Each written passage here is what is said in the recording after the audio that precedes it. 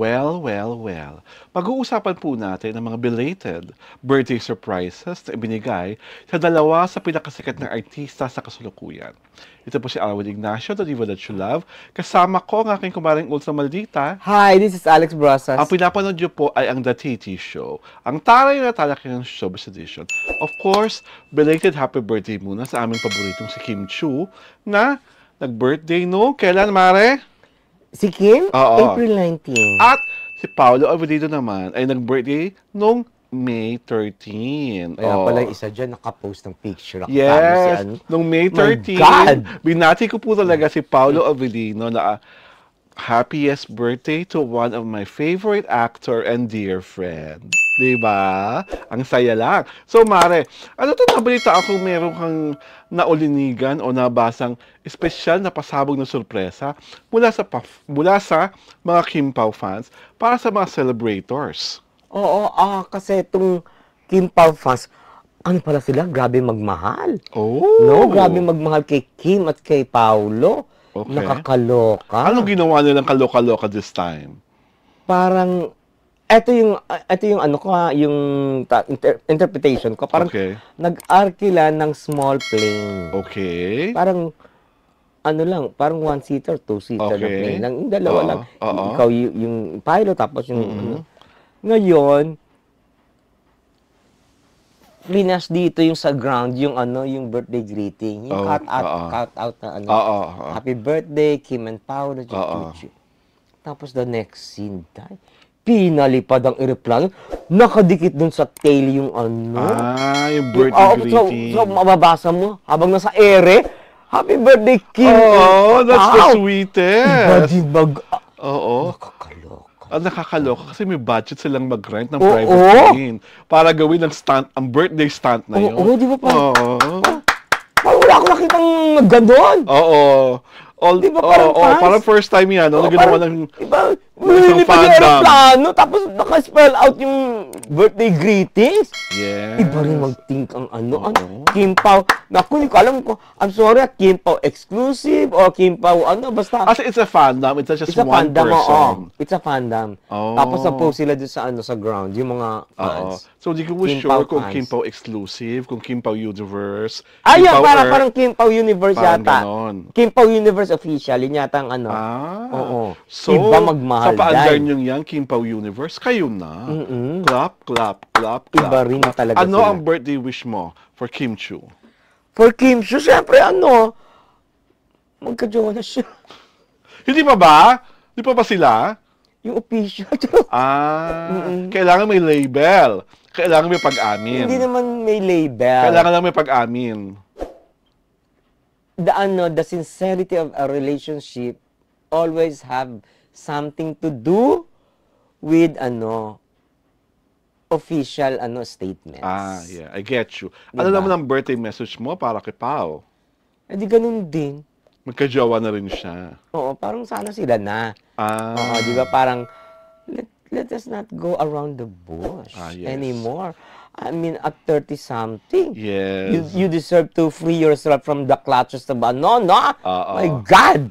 Hello! Do you already have any news kung ano yung bago nilang TV project? Kasi alam ko may bago teleserye with Dreamscape, I think. Pero wala pa, hindi pa nag-start.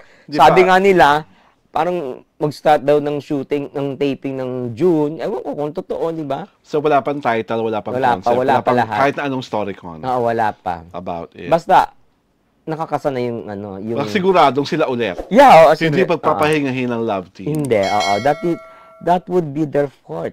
Kasi two teleseries, di ba? A movie and then another teleserye. Di ba? Parang sila lang yung ganun, Parang ganun. Parang tuloy-tuloy. Walang only a short break. Sa tingin mo, hindi sila magkakasawaan? As actors, yung laging kayo magkapareha. Hindi.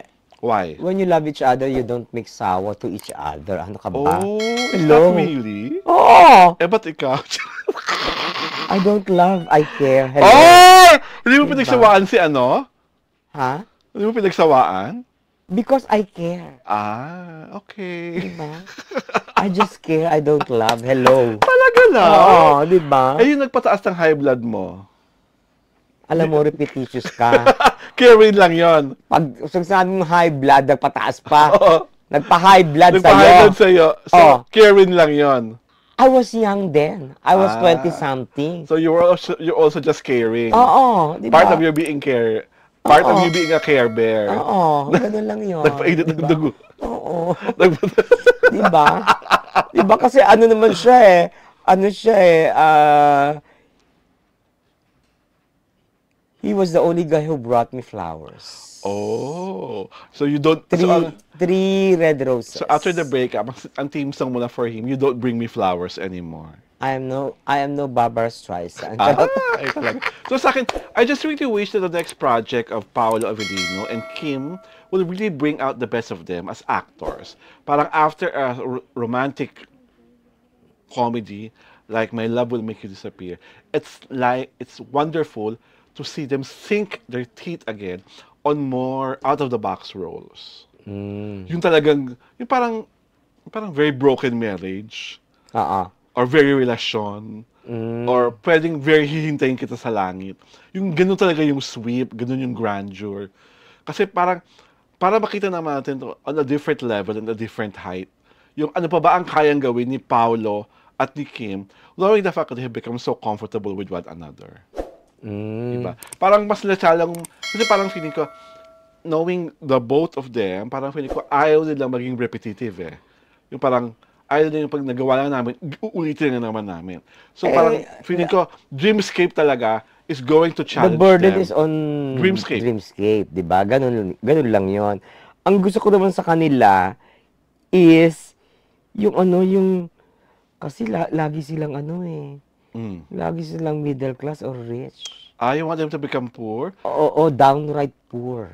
Tapos, yung level of yung unti-unti, yung parang, yung childhood sweethearts, tapos, they grew up together, very, very poor, tapos, talagang nagsumikap, talagang magkasabay sila na kasi that's something they have not done. Kasi, lahat ng nila, di ba? The last movie, My Love Will Make You Disappear, hindi naman sila middle class to. Parang average lang, pero yung kailangan yung talagang poor na nangangalakal sa sa kalye, mga ganun. Talagang, parang ganda-ganda naman ni Kim para maging poor. Bakit ba si Janine Gutierrez para maging atsay dun sa diba? Pero maganda pa rin siya. Oo nga. Kaya nga, diba? Hindi naman siya napapangit. Kasi diba? maganda talaga siya. Gurlisan mo sa mukha. At si Paolo rin, parang he's too good looking to be poor. Bakit? Marami namang poor na good looking Talaga? Oo. Isko is one. Oh. Good looking ba siya? Oo naman. Okay. He came from a poor family, pero is good looking. Well, taste is relative. So sa akin, whatever they do, I'm sure the Kim Pao fans will gladly wait for it. Ako naman, ano gagawin nila next? To top the next paandar. To top the birthday greeting payanig. Diba? Anong gagawin nila next? Regalo nila ng expensive rings para matuloy na ang kasal. Hindi. Yung eroplano. Bibigay na sa kanila. Hindi. Private jet. Papasakayin sila ng dalawa sa eroplano. Para magtanan. Hindi. Nakalagay just married. Pwede. Diba? Pwede yun, diba? Mas maganda siguro, bigyan nyo lang ng mga super expensive designer watches. Kasi para nung mahilig si Kim at si Pao sa mga designer watches. Hindi. Hindi? Ang tawag dito, hindi designer watches. Ang ibigay nyo, yung mga gifts usually given to newlywed couples para matuluyan silang magjowa. So kung bibigyan sila ng gift for newlywed couples, so lubricant ito. Parang wala pa akong na binibigay na regalo ang lubricant. Or alam mo ikaw, hindi ko alam kung ang utak mo. Ikaw ba si Manya Clara? Ha? Nakakaloka ka, Manya Clara ka, ha? A super sexy negligee for Kim. Well, siya married. Hindi, marami na siya noon. Or a super see-through thong for Paolo. Hindi, band-aid na lang. Kung saan na napupunta, my God. Oh my God! Sa inyo naman, alam naman yung traditional na binibigay pa sa bagong kasal. Plates, di ba? Plate, saucers. plates na galing sa London. Saucers, di ba? Ano pa. Tapos so kami, sa Duhiti Show, nananalig kami na sina Paulo Avellino at si Kim Chiu ay talagang nagmamahalan na. It's just a matter of time kung gusto nilang kailan aamin. Nasa kanila po yun, ibigay natin yun sa kanila. Pero hala naman, hindi tayo maghintay ng forever sa aminan na yan. There's no forever. Diba? Ito po si Alwin Ignacio, The Diva That You Love.